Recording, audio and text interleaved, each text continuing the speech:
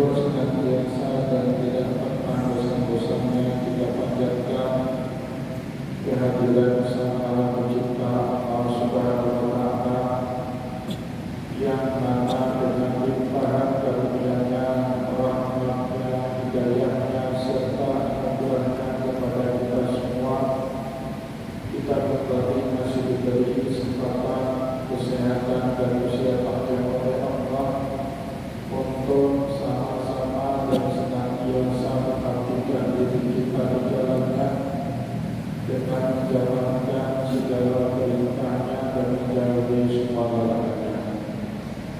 Salawat dan salam juga tidak pernah lupa kita aturkan kepada junjungan Allah Nabi besar Muhammad sallallahu alaihi wasallam, di mana beliau telah bersabda dalam sebuah hadisnya, "Man arada dunya fa'alaihi bil ilmi, wa man arada al-akhirata fa'alaihi bil ilmi, wa man arada al-ma'a fa'alaihi bil ilmi."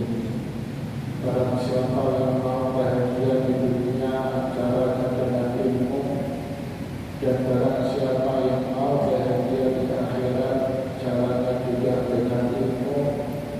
Dan bagi barang siapa saja yang mau bahagia di dunia dan akhirat, juga caranya dengan ilmu pengetahuan. Bapak Ibu kaum muslimin dan muslimat, jamaah salat maghrib dan juga isya yang dimuliakan oleh Allah, mari pada kesempatan malam yang mulia ini, sambil kembali kita iktikaf di rumah Allah, mari sama-sama kita kembali melanjutkan pengajian fikih kita dengan kitab Al-Fiqhul Islami wa Adillatuhu karya Syekh Wahbah Az-Zuhaili rahimahullahu ta'ala. Dan insyaallah pada kesempatan malam ini kita kembali akan melanjutkan bacaan kita berkaitan dengan ahkamul kalam, hukum-hukum syariat yang berbicara mengenai akad perwakilan. Bapak Ibu kaum muslimin dan muslimat, jamaah pengajian yang dimuliakan oleh Allah, insyaallah pada kesempatan malam ini kita akan lanjutkan pada pembahasan berikutnya, al-mabahas tsani, pembahasan yang kedua, syaraitul kalam, syarat-syarat apa saja yang harus terpenuhi dalam sebuah akad kalam. Bapak Ibu yang dimuliakan oleh Allah, membuka pembahasan yang kedua ini, Syekh Wahbah Az-Zuhaili menuliskan kepada kita, yushtaratu bi sihhatil ijabati syurutun fil aqidaini wa fi ma'adil aqdi. Disyaratkan di dalam syariat agar akad nikah kita itu sah, syurutun berbagai macam bentuk syarat. Fil aqidaini, ada syarat-syarat tersebut yang berkaitan dengan para pihak yang terlibat dalam akad nikah. Berarti ada dua pihak yang terlibat. Al-wakil, pemberi mandat, al-wakil, penerima mandat dari orang yang memberi mandat. Itu para pihak di dalam akad nikah sama, sebagaimana transaksi muamalah yang lain pasti ada dua pihak atau lebih. Dan mungkin yang namanya transaksi muamalah itu dari satu pihak, yang pasti minimal ada dua belah pihak atau lebih daripada dua belah pihak. Contohnya akan jual beli, ada dua belah pihak juga, ada penjual dan pembeli. Begitu juga dalam akan sewa menyewa, ada yang memberikan sewa, ada orang yang menyewa.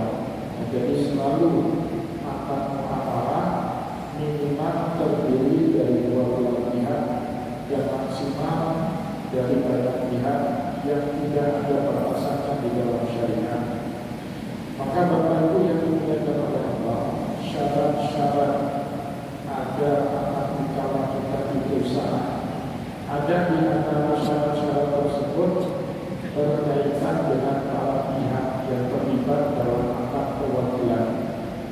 siapa para pihak yang terlibat dalam akad nikah? Yang pertama wakil si pemberi mandat, yang kedua wakil orang yang menerima mandat dari orang pertama, dan yang ketiga wali mahalul akdi, objek akad daripada nikah. Jadi tiga saja syaratnya, yang beda dengan akad yang lain. Kita sudah baca misalnya syarat sah jual beli. Ya, banyak syarat sah jual beli, ada yang berkaitan dengan penjual, ada yang berkaitan dengan pembeli, ada yang berkaitan dengan harga daripada barang yang dia jual, ada yang berkaitan dengan barang yang diperjualbelikan, ada juga yang berkaitan dengan sirah, yang itu berkaitan dengan ijab dan kabul. Banyak syaratnya dalam jual beli. Tetapi dalam akad nikah, supaya akad nikah kita itu sah, syaratnya cuma berkaitan dengan tiga hal. Yang pertama, dengan para pihak yang terlibat dalam akad nikah, yaitu al-wakil si pemberi mandat dan wakil orang yang menerima mandat, dan yang ketiga Bapak Ibu wakil mahalul akdi, objek daripada akad nikah itu sendiri. Ada akad nikah yang dibolehkan objeknya dalam amalan atau dalam ibadah khairul makhluk. Dalam ibadah makhluk sebagaimana yang sudah kita bahas pada pertemuan yang lalu, tidak boleh diwajibkan oleh orang lain. Contohnya sholat ibadah makhluk, tak boleh diwajibkan sholat kita oleh orang lain. Contohnya lagi puasa, tak boleh puasa kita diwajibkan sama orang lain. Tapi kalau ibadahnya khairul makhluk, boleh diganti pekerjaannya oleh orang yang kita percayai. Haji tak sanggup lagi kita kerjakan karena sudah sembuh, sudah sakit-sakitan, boleh haji kita itu dibadalkan kepada orang lain. Zakat, kita ada uang, tapi zakat fitrah kita dibayarkan sama anak kita, boleh. Kenapa? Zakat tidak termasuk ibadah makhluk atau juga disebut dengan ibadah khairul makhluk. Itu apa namanya, objek yang boleh digantikan kalau berkaitan dengan ibadah. Yang berkaitan dengan amalan, semua yang dibolehkan amalannya di dalam syariat. Jual beli boleh diwajibkan kepada orang lain, sewa menyewa juga boleh, mau melakukan akad musyawarah juga boleh kita wajibkan kepada orang lain. Bahkan juga akad nikah sekalipun, sebagaimana yang sudah kita sampaikan pada pertemuan yang lalu, boleh kalau kita mau mewakilkannya kepada orang lain. Sebagaimana riwayat yang kita baca juga ya pada pertemuan yang lalu, Rasulullah nikah dengan Ummu Habibah Rafah binti Abi Sufyan, diwakilkan kepada sahabatnya yang bernama Abdul bin Umayyah Ad-Damri. Begitu juga saat Nabi Muhammad menikah dengan Maimunah binti Haris, Nabi Muhammad diwakilkan oleh sahabat yang bernama Abdul Rafi. Itu mengatakan boleh. Tetapi Bapak Ibu, setiap muamalah yang dilarang dalam syariat, tujuannya akad gharar misalnya, akad manipulatif misalnya. Dan tujuan jual akad bukan transaksi jual beli, tapi akad manipulatif, akad-akatan yang transaksinya nggak ada untuk cari keuntungan sepihak. Jadi juga dilarang kita terlibat di dalam perwakilan seperti itu. Nah, jadi jangan sekali-kali Bapak Ibu mau menerima mandat dari orang lain yang berkaitan dengan akad yang tidak diizinkan dalam syariat. Misalnya ada orang minta sama kita, nanti kamu tanda tangan ya atas nama orang itu, padahal kita bukan pemilik tanah. Misalnya ada orang jual beli tanah, mau mengalihkan kepemilikan tanah kepada orang lain, si pemilik tanah nggak ada. Kita diminta oleh orang lain dimanipulasi kepemilikan tanah, disuruhnya tanda tangan kepada kita. Nah itu Bapak Ibu, sebagaimana hukum manipulasi Arab di dalam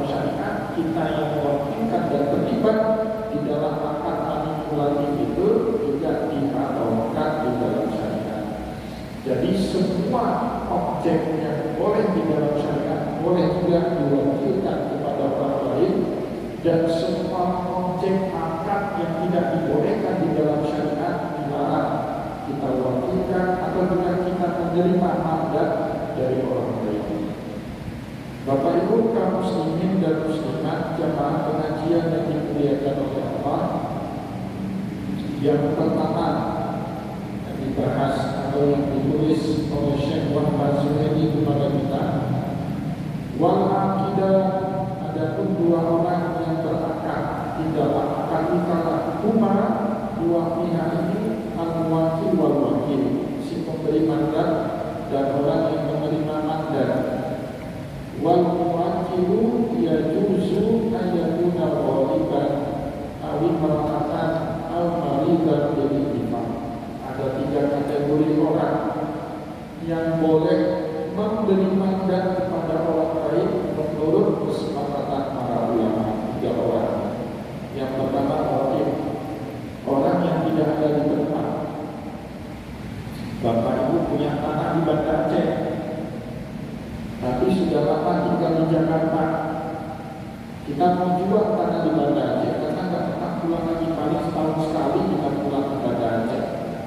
Kita minta sama adik kita untuk menjual tanah itu sepakat para ulama boleh. Kenapa? Karena kita memang tidak ada di tempat tanah itu dimiliki. Nah, di Banda Aceh kita sedang di Jakarta, kita bantu sama adik atau sama teman atau sama sahabat kita, kalau nak jual tanah saya ini, nah itu sepakat para ulama, boleh diwakilkan kepada orang lain. Yang tidak sepakat apa? Al-hadiran sahihan khilafan li Abi Hanifah. Jumhur ulama juga sepakat hadirnya si pemberi mandat di tempat terjadinya objek ikalah boleh juga diwakilkan kepada orang lain. Misalnya, saya punya tanah di Banda Aceh dan saya bermukim di Banda Aceh. Menurut jumhur ulama, dalam keadaan seperti ini boleh juga saya misalnya mempercayakan kepada teman saya, saya sibuk, nggak sempat urus itu jual beli tanah. Kan jual beli tanah ada repot, Bapak sekarang pajaknya mahal. Untuk sudah diturunkan balik ke PBB-nya sama wali kota. Kalau nggak jadi di demo, kan wali kota pajaknya mahal, ya kan? Apalagi pengurusannya ribet, harus urus KJB dulu di notaris, cari tanda tangan Pak Beci, orang di sekitar, baru kemudian keluar sertifikat kemana ribet. Menurut jumhur ulama, kalau objek yang dikalahkan kepada orang lain ada di tempat tersebut dan kita si pemilik objek ada juga di tempat tersebut, boleh diwakilkan kepada orang lain. Sama seandainya saya berada di luar daripada objek yang saya miliki, dua-duanya boleh. Berbeda dengan jumhur ulama, Imam Abu Hanifah dalam fatwanya, kalau seseorang berada di tempat objek ikalah, maka orang itu tidak boleh mewakilkannya kepada orang lain.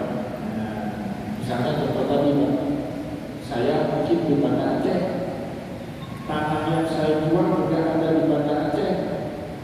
Saya dalam keadaan seperti itu tidak boleh mewakilkan jual beli tanah itu kepada orang lain. Kenapa? Memang ada saya di situ. Harus saya sendiri yang melakukan jual beli tanah itu selama saya ada di tempat objek terjadinya akad nikah. Nah, itu tidak disepakati para ulama. Tetapi jika wakil si pemberi mandatnya tidak berada di tempat jauh atau yang disebut dalam bahasa fikih ghaiban, itu disepakati oleh para ulama boleh diwakilkan kepada orang lain, ya. Awi perhatan atau perempuan, juga kepentingannya boleh diwakilkan kepada orang lain. Sepakat para ulama, sebagaimana laki-laki boleh kepentingannya diwakilkan kepada orang lain, perempuan juga kepentingannya boleh diwakilkan kepada orang lain. Karena dalam keadaan tertentu, baiknya perempuan kepentingannya dijalankan oleh laki-laki. sendiri. Misalnya dia nggak ada mahram, mau keluar malam cari obat, baiknya wakilkan aja lah sama orang. Nggak baik perempuan keluar malam-malam sendiri. Tapi di zaman kita sekarang sudah lazim. Kalau dulu kan dianggap aib kalau ada perempuan keluyuran malam-malam.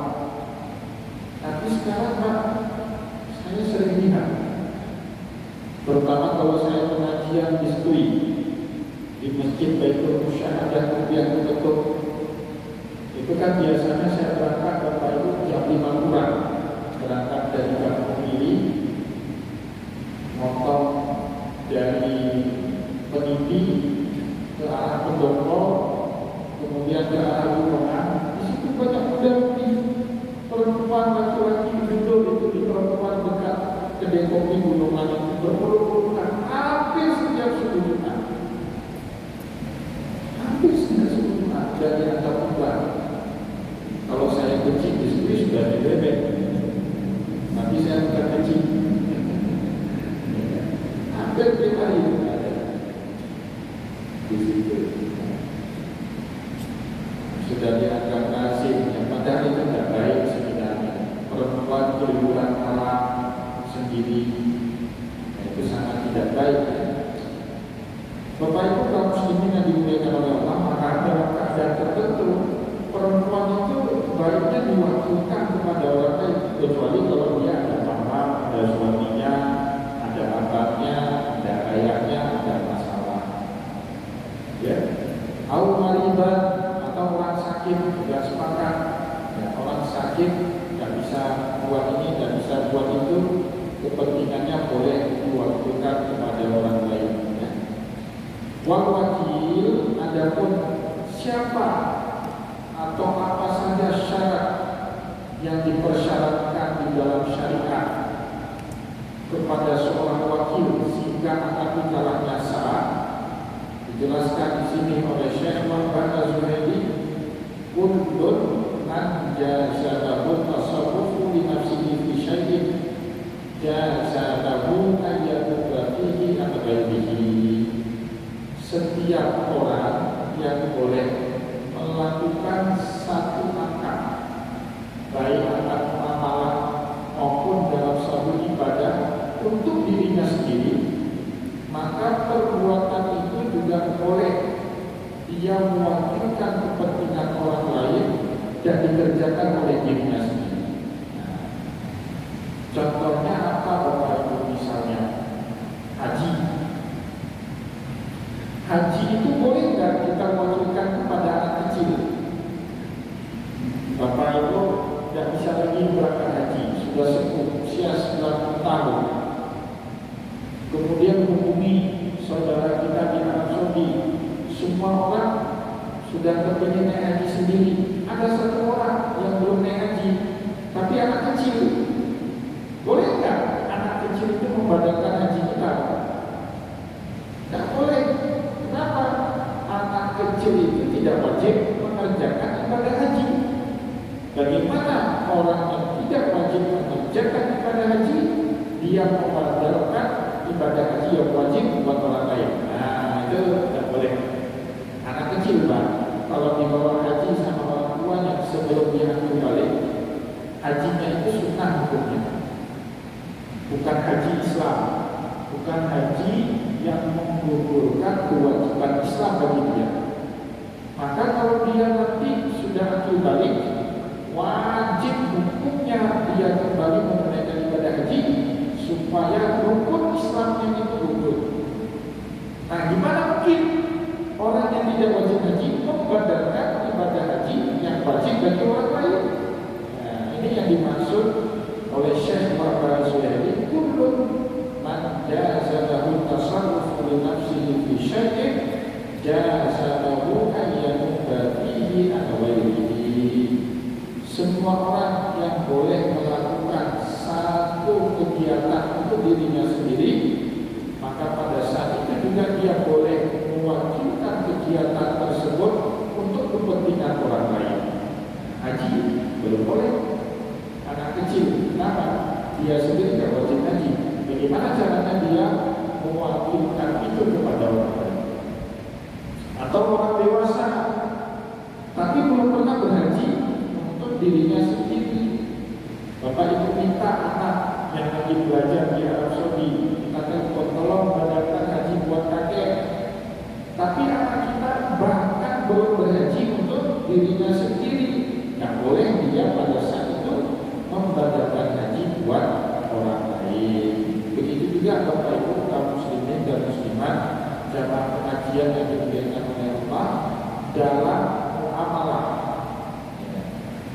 Setiap akad muamalah yang boleh kita kerjakan untuk diri kita sendiri, maka akad muamalah itu juga boleh kita wakilkan kepentingan orang kita yang melakukan akad muamalah itu untuk kepentingan orang lain. Nah, saya misalnya dewasa, akil, balik, sah jual beli saya, misalnya Bapak Ibu minta bantu kepada saya untuk membelikan barang yang Bapak Ibu inginkan, sah akadnya, saya wakilkan sama saya. Ya, boleh begitu. Tetapi saya misalnya tidak cakap dipandang dalam syariat untuk bermuamalah. Anak saya belum akil, belum balik, dan juga bukan suami manis. Dalam transaksi jual beli, sepakat para ulama anak kecil pun boleh jual beli asalkan dia memanis. Memanis itu sudah pintar membedakan yang mana yang benar, mana yang salah. Ini ada anak kecil 5 tahun, Pak.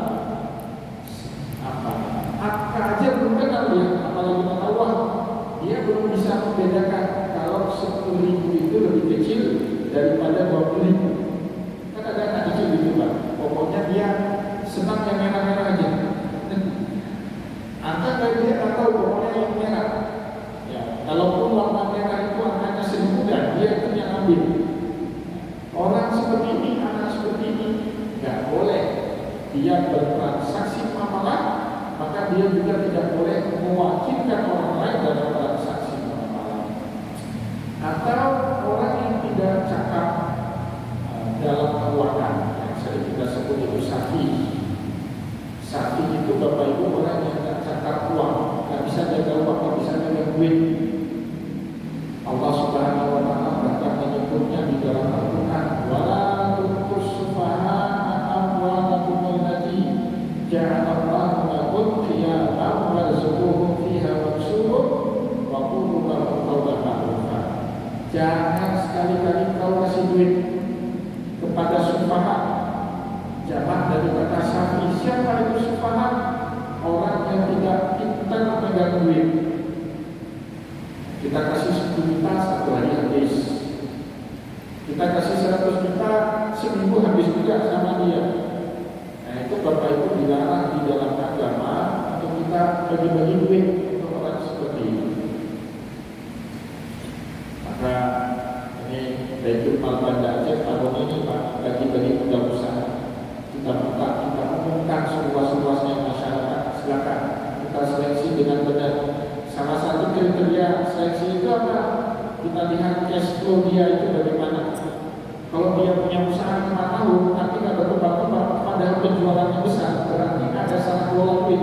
Itu nggak akan kita kasih bantuan. Kenapa? Supaya orang yang nggak cakap pegang duit, kita kasih duit zakat habis juga zakat dia. Tapi kalau ada orang usahanya baru 1-2 tahun misalnya, tapi penjualannya berkembang dan catatan keuangannya juga berkembang, nah itu walaupun usahanya masih 1-2 tahun, kita kasih modal usaha. Nah, nggak bisa itu sembarangan kita kasih modal usaha sama masyarakat kita. Saya pernah dapat masyarakat kita kasih modal, bukannya duitnya buat usaha, tapi buat beli kucing baru. Kan gila ini. Yang lama-lama. Jadi dikasih kan duit sama Baitul Mal karena ada penilaian yang benar. Duitnya itu 3 juta dikasih upaya 3 juta. Bukannya untuk modal usaha, bukannya untuk beli beras. Katanya miskin, fakir, rumah rakyat, tapi kucing banyak di rumah. Ini sumpah. Dan orang seperti ini banyak di masyarakat kita. sudah usaha. Itu temuan-temuan tahun-tahun yang lalu lah temuannya kita survei. Maka kita buat kriteria yang bagus tahun ini. Ada itu kita kasih modal usaha. Bukannya dia buat usaha atau minimal dia belanja lah buat makan, buat kebutuhan sekolah anaknya. Enggak, dia beli rokok. Itu sinti orang-orang seperti itu. Sufaha itu. Dalam Al-Quran jelas Allah menyebut sufaha, larang bagi siapapun untuk kasih duit untuk orang seperti itu sebelum dapat pencerahan. Sampai dia mau dapat pencerahan, mau obat, mau berubah, baru kita kasih duit. Kalau nggak boleh tak sembarangan kasih duit zakat kepada orang-orang seperti itu. Walaupun miskin, miskinnya salah sendiri, salah atur diri. Tidak bisa memanage diri dan itu banyak sekali di tengah masyarakat. Dan mengubah apa yang kita kasih duit untuk orang yang tidak mengubah dirinya sendiri, buang-buang duit. Ya, muzaki sudah amanah ke Baitul Mal, duitnya untuk dikelola dengan baik, kita buang-buang kepada orang beli rokok, beli kucing, anaknya terlantar, istrinya terlantar. Buat apa itu? Ya, nah ini tidak boleh lagi ke depan. Terutama di Banda Aceh, kan boleh lagi ada yang seperti ini. Bapak Ibu kaum muslimin dan muslimat, jamaah pengajian yang dimuliakan oleh Allah, itu yang dimaksud oleh Syekh Muhammad Zuhairi dengan kalimat kullun man jazalahu tasawwufu li nafsihi fi syai'in jazalahu an yanuba fihi an ghairihi. Semua orang yang boleh melakukan satu akad muamalah untuk dirinya sendiri, maka pada saat yang bersamaan dia boleh melakukan akad muamalah tersebut untuk kepentingan orang lain. Ya. Illa annahu la yajuza tawqiran adu ala adui. Akan tetapi Bapak Ibu, tidak boleh seseorang menjalankan kepentingan musuhnya sendiri. Jadi bukan hanya nggak boleh, tidak mungkin Bapak. Bukan hanya nggak boleh ya, tapi bahkan tidak mungkin. Misalnya ada kita berkonflik atau ada dua negara sedang berperang, kemudian negara yang sedang berperang itu minta kepada musuhnya untuk memberikan satu alat senjata untuk memperkuat diri, itu kan tidak mungkin. Ya, bagi saya ini kalimat bukan hanya tidak boleh, tetapi bahkan itu mustahil terjadi. La yajuzu tawqirul adu ala aduhi. Bagaimana caranya kita mewakilkan kepentingan kita kepada musuh kita? Habiskan kita boleh. Ya. Misalnya Bapak Ibu mau dagang, rahasia dagang kita bocorkan kepada pesaing kita, ya, kepada orang yang dagang dengan dagang yang sama dengan kita. Habiskan kita itu, nggak bisa itu, nggak mungkin. Ya, jadi ada hal-hal yang memang nggak boleh diwakilkan kepada orang lain. Saya punya sahabat yang punya utara Java juga, Bang Robi, teman main badminton saya. Saya tanya sama dia, Bang Robi, itu Bang Robi bagaimana cara membesarkan utara Java juga? Satu, Ustaz, syaratnya manajemen lain semua orang tahu. Nah, bagaimana cara ngatur perusahaan dia dalam waktu 1-2 tahun, Pak, outletnya sudah hasil dari 30 tahun, cepat kali berkembang. Semua karyawan-karyawan dia tahu manajemennya, cara masak yang benar, cara melayani hospitality pelanggan atau ramah-ramah dengan pelanggan, semua diajari. Yang nggak pernah diajari sama karyawannya satu, bumbu ayamnya dia buat sendiri. Nggak boleh. Kenapa saya tanya, kenapa nggak dikasih saja sama koki? Bahaya Ustaz. Kalau saya suruh sama koki saya itu dia buka restoran sendiri. Nah itu kan nggak penting gitu kan diwakilkan kepada orang lain. Maka waktu saya datang ke rumah dia, dekat rumah dia itu ada gudang bumbu. Dia sendiri yang olah bumbunya sama istrinya. Orang lain nggak boleh masuk kecuali orang yang benar-benar dia percayai. Kalau orang lain nggak boleh masuk, itu tempat rahasia kalau dalam bumbunya gitu. Nah ada rahasia perusahaan seperti itu ya, dan mungkin kita sharing semuanya kepada pesaing kita. Ya. Wala yajuzu inda malikiyati tawqilal kafiri ala baiti wa syirahin au aqdis salam di ala yaqul haram. Menurut mazhab Maliki tidak boleh juga seorang muslim mewakilkan kepentingannya kepada seorang kafir ala baiti wa syirah dalam transaksi jual beli atau akad salam di ala yaqul haram, karena punya kekhawatiran kalau orang kafir ini nanti melakukan hal-hal yang diharamkan sama Allah. Tetapi mazhab Maliki ini Bapak Ibu bertentangan dengan prinsip tata muamalah. Prinsip muamalah apa Bapak Ibu? Boleh kita melakukan muamalah dengan siapapun, termasuk juga dengan orang non-Muslim. Bapak Ibu boleh nggak belanja di tokonya Cina? Boleh. Nah itu bertentangan ya, fatwa yang mazhab Maliki itu bertentangan dengan prinsip muamalahnya. Nggak boleh itu apa? Dalam agama itu prinsip berlaku lalu diukur waliati. Di luar agama dalam muamalah boleh lah. Rumah kita sewakan kepada orang Nasrani boleh, ya. Atau barang kita dibeli sama orang Cina juga boleh. Atau misalnya kita minta teman kita yang kebetulan agamanya Hindu untuk belanja sebentar di marketplace, karena kita nggak ngerti marketplace, nggak ngerti buka belanja online. Kebetulan tempat kita orang Hindu ini pinter belanja online, cari barang murah di online. Kita minta bantu, tolong cariin sepatu yang murah tapi kualitasnya bagus. Dasar orang kita pelit, mau murah dan bagus. Udah mau bagus murah lagi, mana mungkin itu? Bagus pasti mahal, kan ada barang, ada harga kan. Nah, minta sama teman kita yang Hindu boleh ya, dalam amalan dan menjadi masalah. Jadi Bapak Ibu kaum muslimin dan muslimat sama pengajian yang dimuliakan oleh Allah, itu ya pentingnya kita ngaji ya, sehingga kita bisa memilah dan memilih dalam muamalah luas sekali tempatnya. Ya, tapi dalam agama sempit. Bapak Ibu kaum muslimin dan muslimat sama pengajian yang dimuliakan oleh Allah, kita cukupkan pengajian kita pada kesempatan malam ini. Insya Allah akan kita lanjutkan kembali pengajian kita pada kesempatan berikutnya.